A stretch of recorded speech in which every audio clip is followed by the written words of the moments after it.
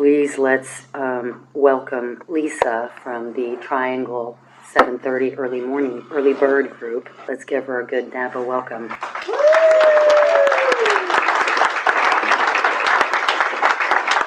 My name is Lisa, and I'm an alcoholic.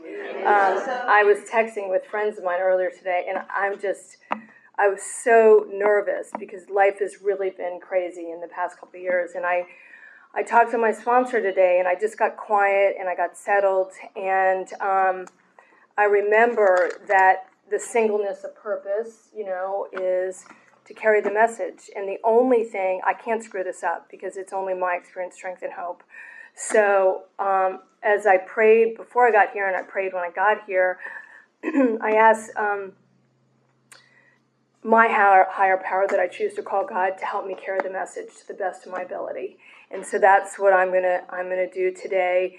The old timers taught me through their example, just to lead by example. And today I try to be an example, maybe not a shining example, rather than a dire warning, because I was a dire warning when I got here.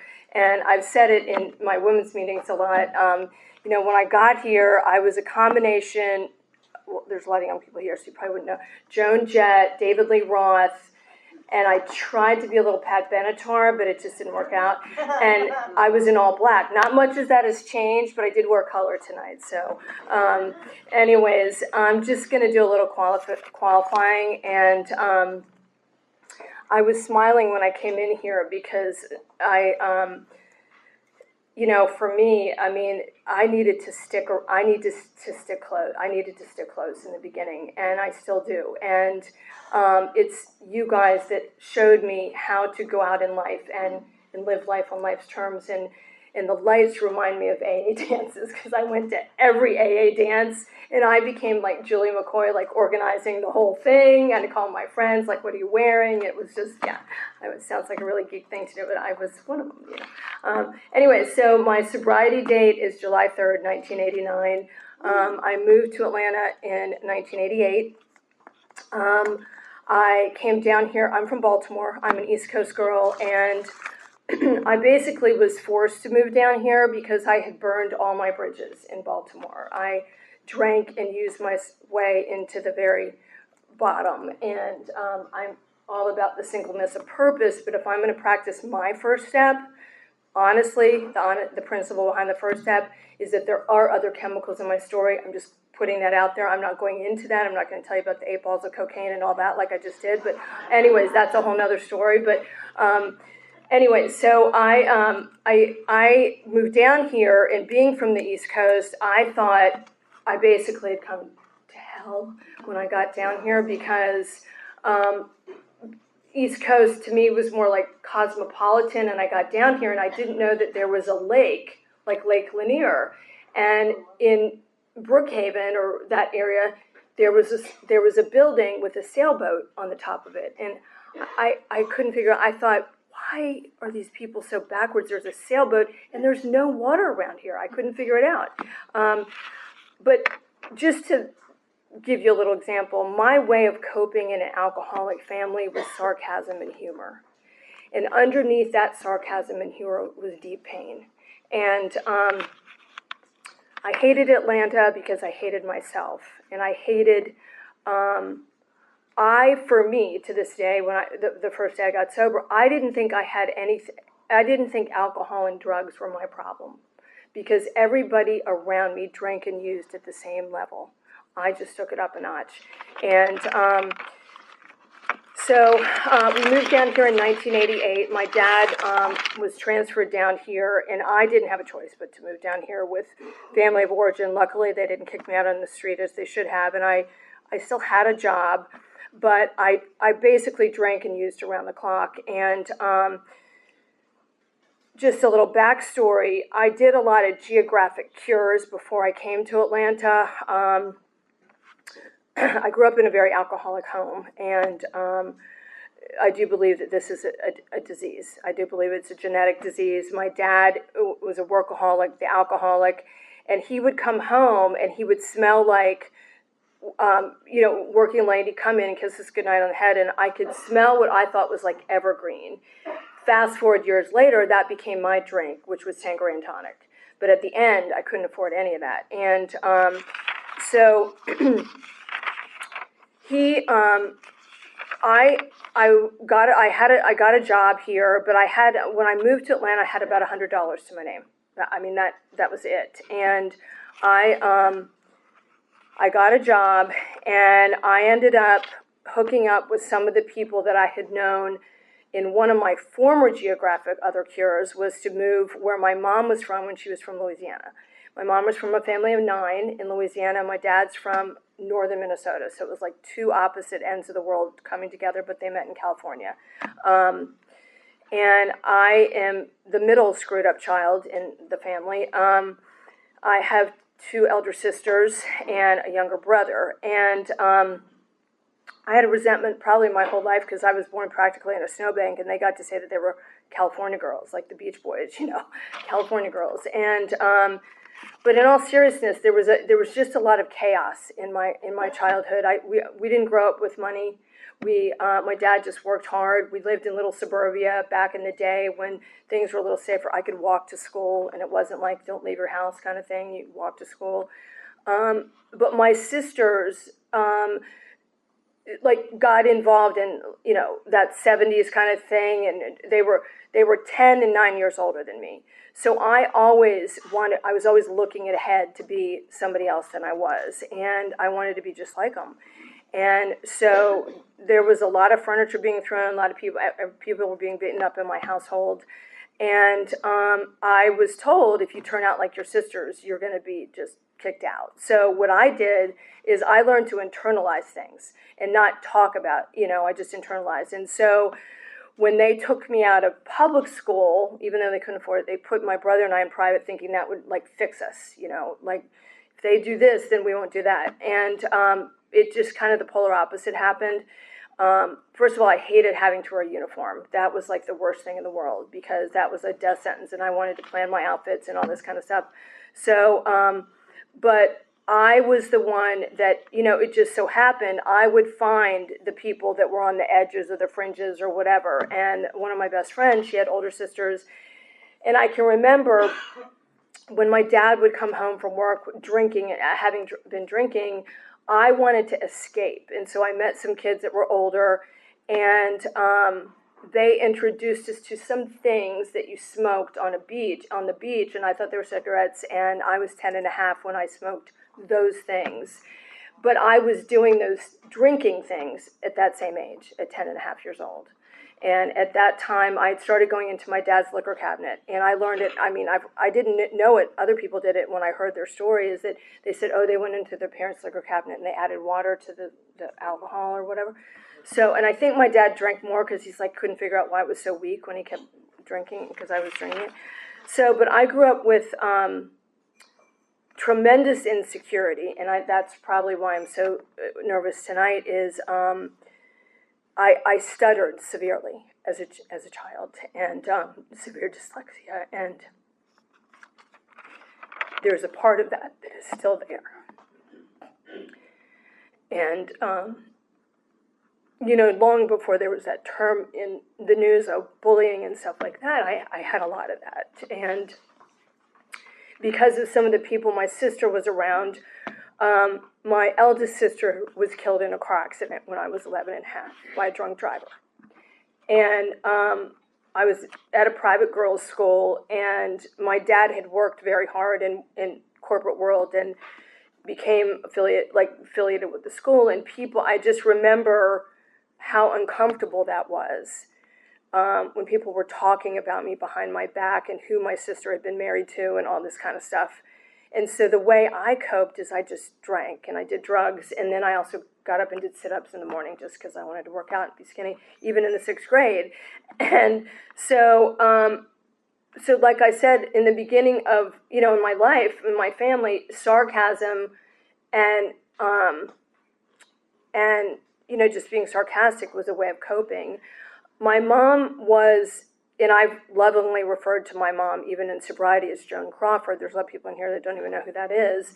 Her name is not Joan, but I've referred to her as Joan my whole life, basically. But because of the program, because of the steps, because of the traditions, because of the concepts, because of the big book, because of you guys as my example, and because of Al-Anon, thank you very much, I can say today that there's a lot of life on life's terms going on right now, but I care for my parents. And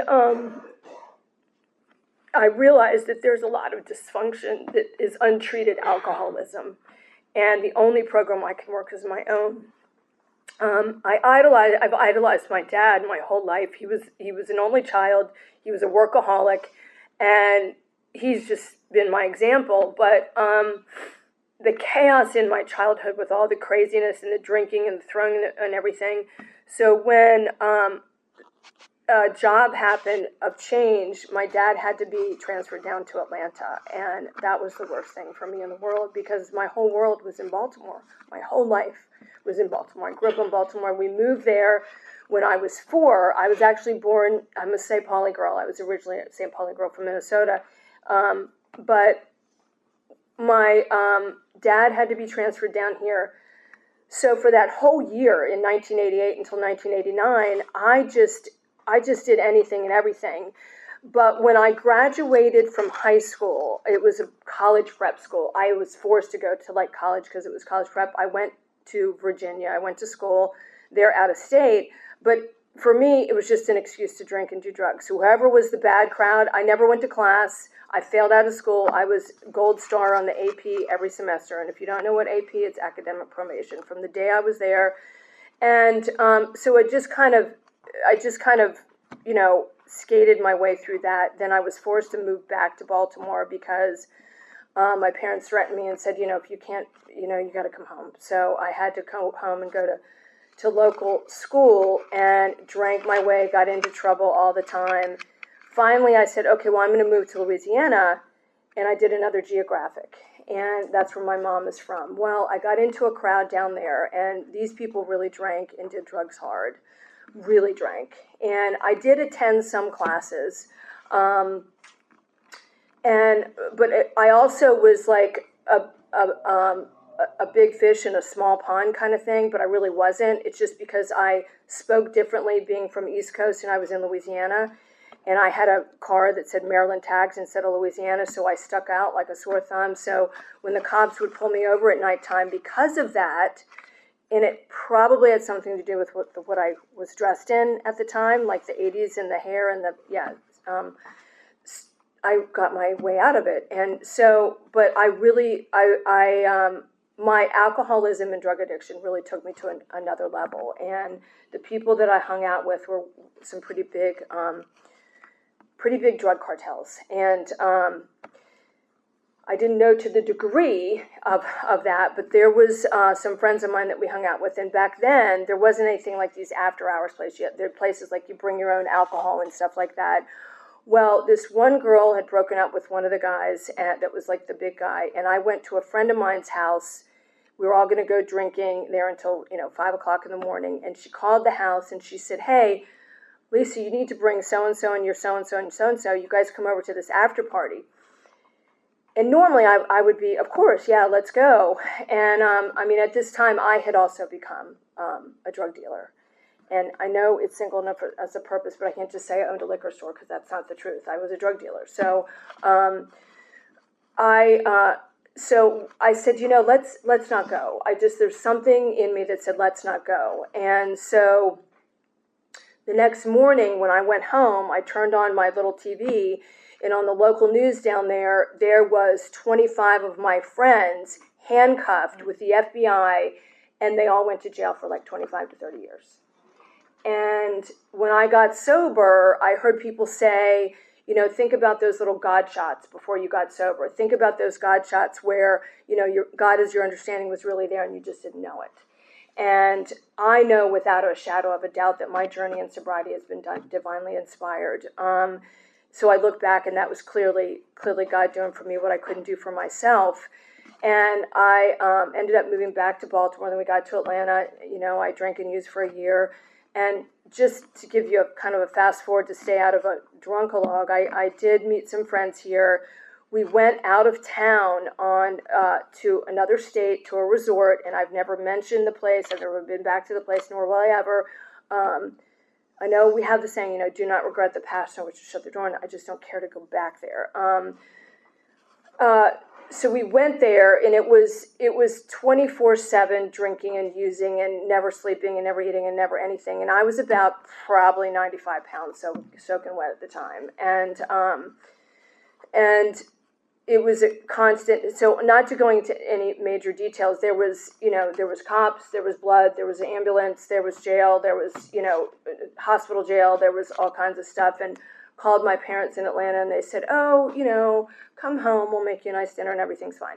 So that's kind of the way my family operated. Like, don't talk about things, and make sure to make it look good when you walk out the front door. Don't let anybody know what's going on behind closed doors. So for me, in sobriety, starting to go through the steps in the first, second, and third, it's the fourth and fifth step in that freedom. The freedom that gave me the permission to let those walls down, to go and do the work and take away those fears, and to try and carry that to somebody else. And so when I hit that bottom, came back to Atlanta, I had seen something like that my parents had me see, some kind of thing. I guess it would have been kind of like a life coach or something. And we called him, and he said, you really need to get some help, Lisa. So we called, I don't know, friends of ours, doctor or whatever, and they said, well, you can call Emory. And so they had us call Emory, and I had to see this doctor over there in the psychology section. And to this day, I can say his name. I mean, he's not in the program, so I can break his anonymity. His name is Dr. Stephen Cohen Cole, and I can still see his face today. And I went there with my mom, and they escorted us into a room. And, I mean, I had bandages on and all over my arm and all kinds of stuff. And they took us into a room and sat down, and then she started going off about what a horrible this, that, and the other thing. And he called us, picked up his phone, and then the nurse came in from, the secret door. And, I mean, it was like out of a movie, like the nurse in One Flew Over the Cuckoo's Nest with the white cap and the white dress and the white shoes. They weren't coming to get me. She came in and asked Mrs. So-and-so, meaning my mom, to go outside, and the doctor said, shut the door, and he said to me, Lisa, can you tell me what's going on? How are you feeling? And I sat straight. I hadn't spoken or said anything, and for my whole life, up to that point, alcohol and drugs were my way of coping, because nobody in my family talked about the truth. Nobody talked about what was going on. Nobody talked about the reality of anything. And that my dad was drinking. My mom was from an alcoholic family. I mean, my sister was killed by a drunk driver. Nobody talked about what the real issues were. And I sat up on the chair, and I looked at the doctor straight, and I said, listen, I'll tell you anything that you want to hear, but I'm going to tell you my truth. And I said, I've been living in prison my whole life, but today I feel like I'm in freedom. And he said, you have two choices. You can either go to a 30-day treatment center, or you can go to AA. And I said, listen, I'll go to 150 meetings a day, but I'm not going to any building that's going to shut the door and take the keys and lock it behind me, because I've been locked in prison my whole life. So went home and called AA Central Office, and there was a gentleman that answered the phone, and I called, but I was scared, so I handed it to my mom, and she started telling him about what a bad person I was, and he said, listen, I need to talk to the person that wants to get off alcohol. Got me back on the phone, and he said, and we were just a year into Atlanta. I mean, this was not in a time during GPS. You didn't get a cell phone to find out wherever it was. And he said, do you know where the Tower liquor store is? And I said, well, hell, I know where every other liquor store is. Why don't I know where that one is? And he said, well, okay. So I had the paper out. I was writing the directions down. But I want to go back a second before I get to that one ending piece. I didn't know what an alcoholic was before I got sober. I didn't know, the only reference I had was there was a friend of mine in school that was in my class, and her mom came to pick her up at the end of the day, and she was dressed in like full-on Chanel and like all together, and I was like, if that's an alcoholic, I'm gonna grow up and be just like her. And then like in the 7th grade, we had like social studies class or something, and the teacher thought it would be a good idea to get these speakers to come talk to us. And so this lady came to the class. She was all dressed up, really nice. And, it's a girls' school. So the teacher said, here's a chair for you. Well, the lady said, no, I don't want to sit in the chair. So she comes around the desk. She plops on the desk right there. I was like, this lady's cool. I got to hear what she's got to say. And she said, my name is so-and-so. I'm an alcoholic. And I was just enthralled. And I was in the 7th grade. So fast forward, before I get to the end of my story, to what it was like, what happened, and what it's like now, just some of the privileges and what the byproduct of sobriety is for me, is that service work has saved my life in sobriety. It has literally saved my life. And my home group was the 545 at Triangle. Triangle's where I got sober, and I'll get into that in a second. And then I met some young people, and then Skyland was my home group for 12 years. And I got really involved in service work. And I, at one point, it's the PICPC person, the person in cooperation with the professional community. So I got to go and do what that lady did in the 7th grade when I got to see her. And that's like a full circle moment for me, because there was a sense of dignity. And the things that I've gotten to do in sobriety are pretty amazing. But just to go back real quick to my end, and then I'll get you to the byproducts of sobriety. But so I found the Tower Liquor Store, and the guide told me on the phone, he said, when you turn into Lakeshore Drive, there is a massage therapy place on the left-hand side. And I thought, okay, great. But before that, before planning to get to the meeting, I'd gone into my dad's hunting closet, and I'd gotten my dad's camouflage hunting pants and a red and blue flannel shirt and a t-shirt that I wore underneath. And it was like 99 degrees out, it's July. And I was trying to look like an alcoholic looked when I got to the AA meeting. And so, nothing matched. And to me, to this day, people know me, everything matches, even underneath matches.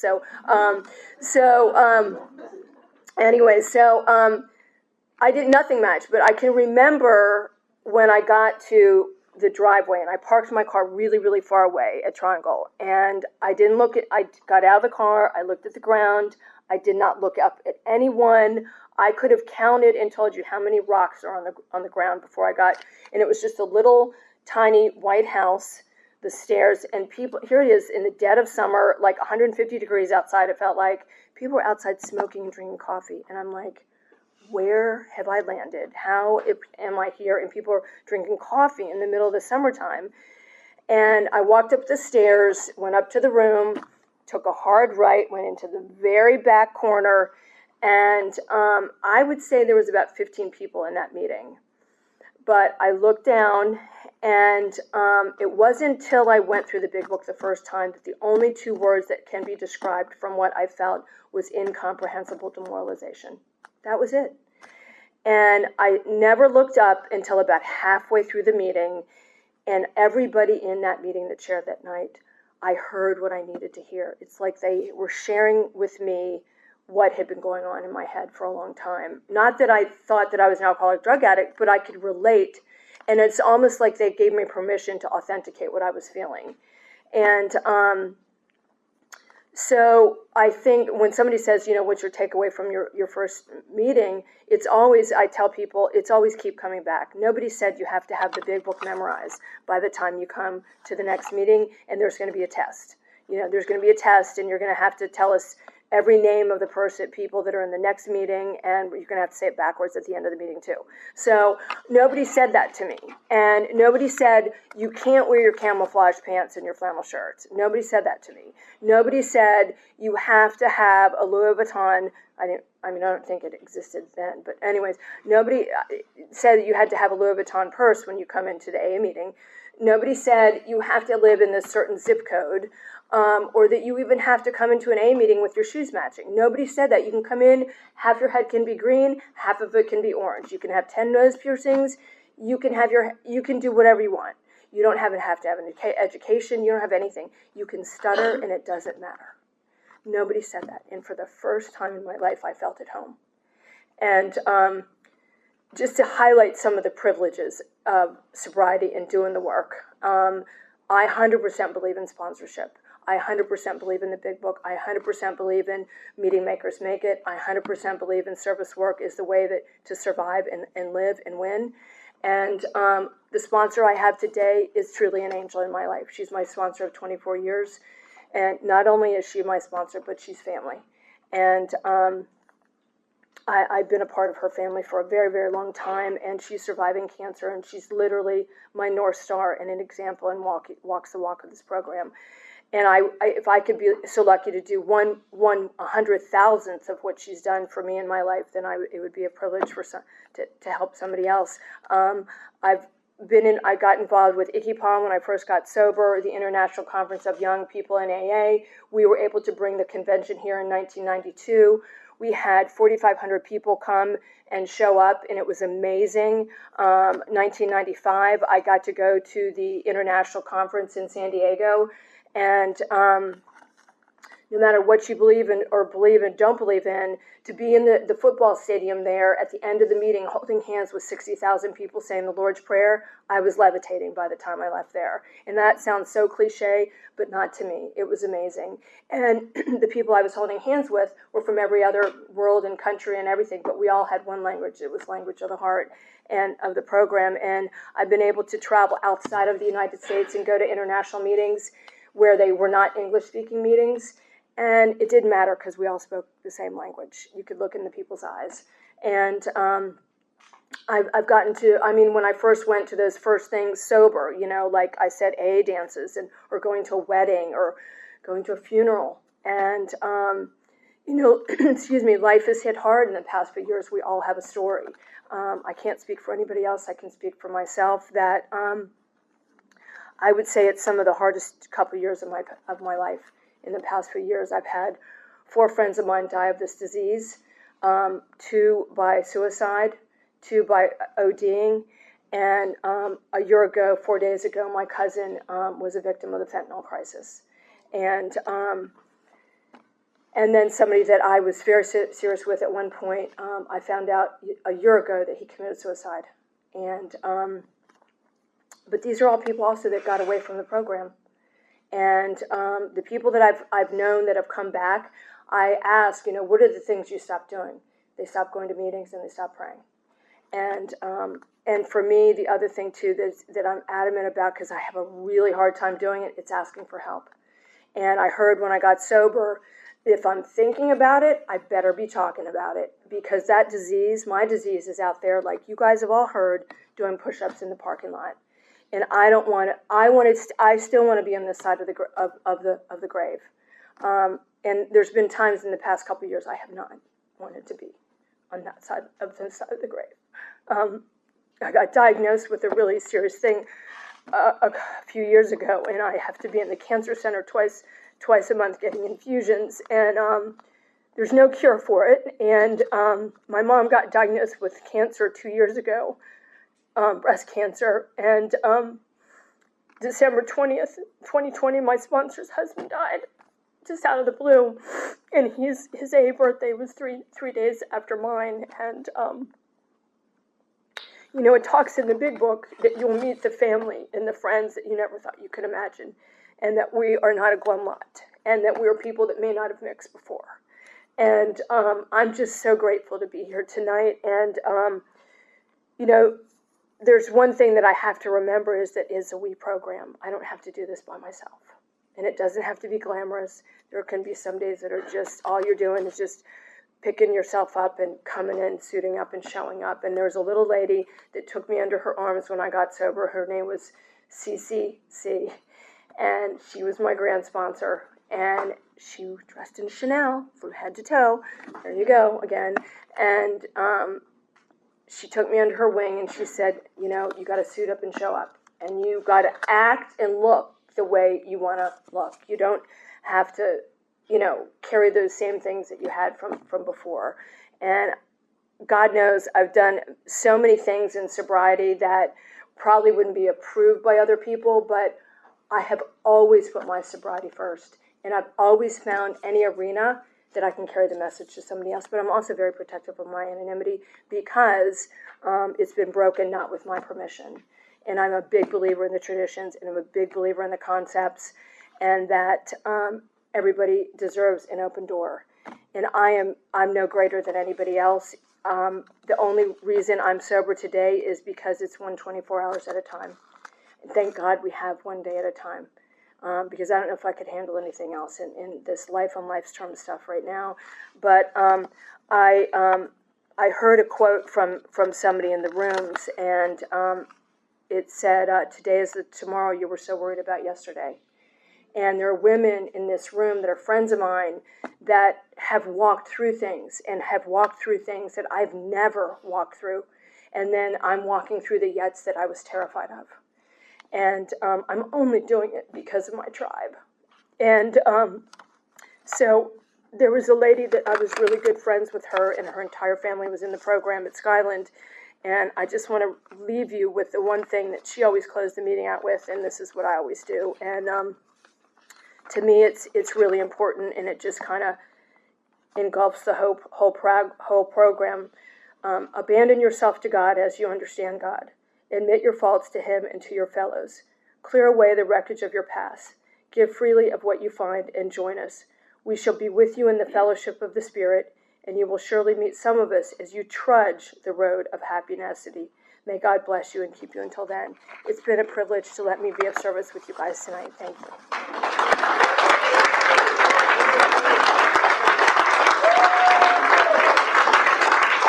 Wow, thank you, Lisa. That was powerful. We're so glad that you were able to make it here.